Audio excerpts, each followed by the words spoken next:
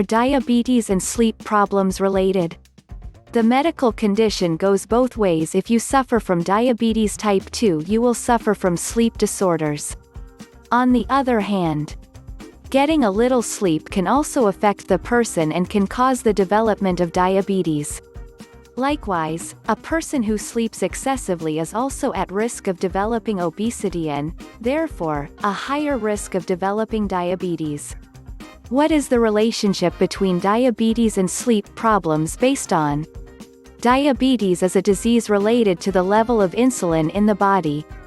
When it has difficulties producing the adequate insulin level, we find the characteristic glucose peaks of the disease.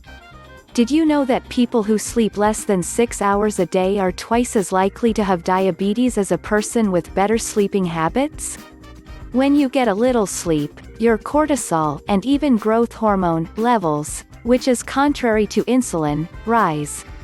In addition, they tend to have higher levels of substances that increase insulin resistance, such as C-reactive protein or interleukin-6 or TNF-alpha. When you sleep well regularly, it helps the pancreas to establish adequate insulin levels in the blood. In contrast, a 4-hour sleep restriction for 6 or 7 days can produce excess blood sugar by reducing the glucose tolerance curve. In short, not only people with diabetes mellitus type 2 are more likely to suffer from sleep disorders, but people who do not rest well are at greater risk of suffering from the type 2 diabetes. Even with diabetes, sleep disorders make the situation worse. On the other hand, there is also a relationship between people who sleep little and people who are overweight and obese, another common disease in diabetes. Why is this happening? The number of hours of sleep is directly related to the so-called sleep cycle, which can be divided into parts. When we have constant sleep interruptions, it is possible that these phases will not be reached, which causes higher energy consumption. Diabetes and sleep problems. In the third and fourth phases, also known respectively as the stage of transition to deep sleep and the delta stage, there are a series of metabolic and hormonal changes that help restore body balance. Specifically, insulin, because glucose metabolism decreases as the body needs less energy.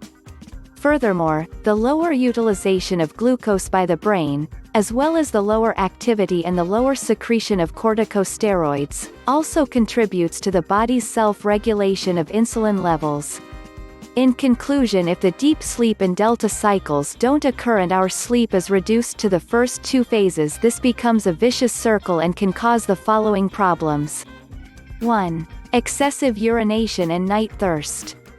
You'll feel a greater need to urinate when your sugar levels are high, above 200 mg on an empty stomach. Normal fasting is below 100 mg. In addition, the body reduces in these cases the level of water accumulated in the tissues, so we will tend to be thirsty. And with more water, we will have to go to the bathroom more. 2. Low blood sugar levels. It can cause discomfort such as sweating, palpitations, nervousness, dizziness and confusion, so it also alters resting. 3. Obesity and its relationship with sleep. People who have disturbances of night rest with decreased sleep hours will have a higher risk of obesity.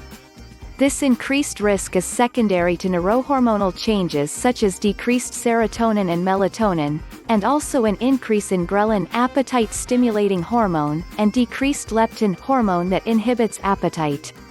Furthermore, lack of sleep implies a lower predisposition to perform physical activity, leading to a decrease in daily basal metabolism. 4. Sleep apnea. These are transient and repetitive cessations of breathing. It is closely related to obesity and diabetes. People with sleep apnea syndrome are also more likely to have cardiovascular disease such as angina or heart attack.